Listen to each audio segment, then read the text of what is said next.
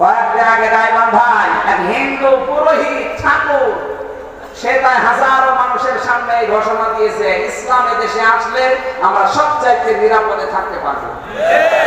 হিন্দু এ কথা বলে আর আপনার বিশ্বাস হয় না? 53.5 বছর তো দেখলেন কিভাবে শান্তি নিয়ে আসা যায়, কিচ্ছু হয় না। সারা দুনিয়ায় আমাদের এই বিরুদ্ধে মিথ্যা কথা ছিল যে দেশে সাম্প্রদায়িক সম্প্রীতি নেই, এদেশে সংখ্যালঘুদের উপরে নির্যাতন হয়। যদিও মিথ্যা তথ্য ছড়িয়ে এই কাজ করেছিল, এটা এখন পুরাটা মিথ্যা প্রমাণ হয়ে গেছে। সারা দুনিয়া এখন জানে। আপনি মাইক্রোসফট খোলেন, ভয়েস অফ আমেরিকা খোলেন, দেখেন ওরা খ্রিস্টান। তাম দুনিয়ার এই 257টা রাষ্ট্রের উপরে, বিশেষ করে জাতিসংঘের আন্ডারে 195টা রাষ্ট্র আছে। ওরা মনিটরিং করে জানিয়েছে আগস্টের 5 তারিখের পর থেকে এই ডিসেম্বরের 29 তারিখ পর্যন্ত সবচাইতে বেশি নিরাপদের সংখ্যালঘুরা বাংলাদেশে আছে। আর এতদিন পুরাটা মিথ্যা ছড়িয়েছে। এগুলো তো সব খ্রিস্টানরা চালায়, ভয়েস অফ আমেরিকা। আপনি দেখেন তাম দুনিয়ায় জরিপ চালিয়ে ওরা বলছে সবচাইতে বেশি মিথ্যা তথ্য প্রকাশ করে ভারত।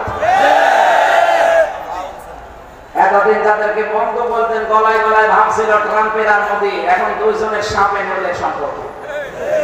বললাম না ওরা এক রোগা মতো যদি জানুয়ারির 20 তারিখে শপথ নিয়ে ওসা বলেছে যদি করে, দাদা তো এখন হাহা করছে, শেষে লুঙ্গি ধুতি কিচ্ছু পাবে না।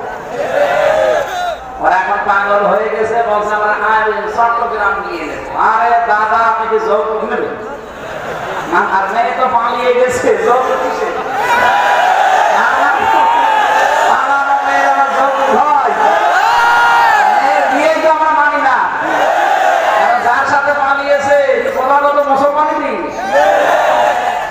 বয়স দাদার এখন মুসলমানি দিতে গেলে তো গোড়া থেকে দিতে পারবে। আমি ওস্তাদরা আছে এখানে কিছু বসান, এই বয়সে মুসলমানি দেওয়া সম্ভব?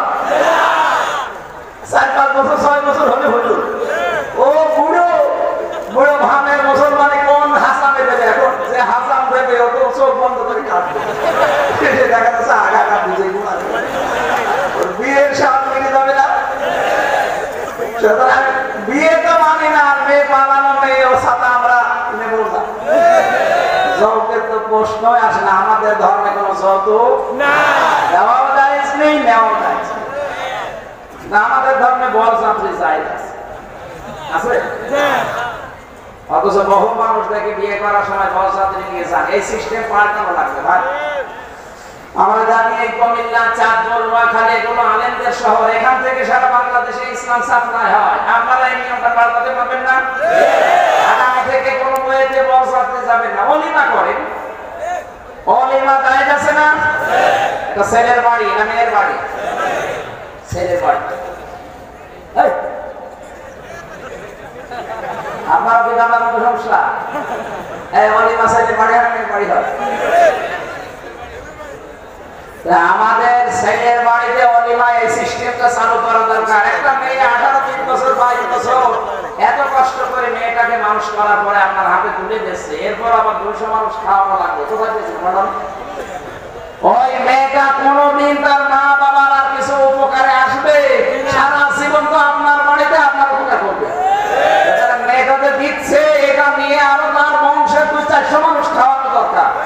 আর উল্টা করে আপনি যে আরো 200-300 মানুষ খাওয়ান, এখানে আমার মনে হয় বরযাত্রী যারা চায় এর মতো ছোট লোক আর ইতর, এরপরও যাবেন বরযাত্রী। কারা কারা বরযাত্রী যাবেন হাত ধরে দাও। আলহামদুলিল্লাহ, এই এলাকায় বিয়ে সাথে দিয়ে এবার শান্তি হবে। আমি বারবার বলছি, এই কারণে আমার তো ছেলে নেই, আমার কাছে নেই, আমার ভাষা লাগবে না। আর আমি মেয়ে বিয়ে দিলে এলাকা একটা দেওয়া যায়, যেহেতু আপনারা বরযাত্রী যাবেন না নাকি? ঠিক আছে। যে মেয়ে পালিয়ে গেছে ও মেয়ে আমাদের আর দরকার নেই। ওয়ালা তুনকিহুল মুশরিকিনা হাত্তা ইউমিনু, সূরা বাকারা 221 নম্বর আয়াতের মাঝের অংশে আছে। আল্লাহ বলেন যতক্ষণ মুশরিক পুরুষ মুমিন না হবে, মুমিনা নারীর জন্য তাকে বিয়ে করা। এতদিন মিথ্যা কথা ছড়িয়েছেন যে আমাদের স্বামী স্ত্রীর সম্পর্ক, এই মিথ্যা কথা ছড়িয়ে যা তারপরও চলে গেছেন যান। চট করে ঢুকে পড়া সিদ্ধান্ত নিন না, তাহলে কিন্তু আয়না ঘর এখনো ভাঙা হয়নি। কথা বলে আয়না ঘর ভাঙা হয়েছে। আপনাকে 14 বছর থাকা লাগবে না, শুধু 14 দিন থাকবে। যে আচরণ করেছিলেন আমাদের সাথে 14 দিন থেকে যদি বেঁচে থাকতে পারেন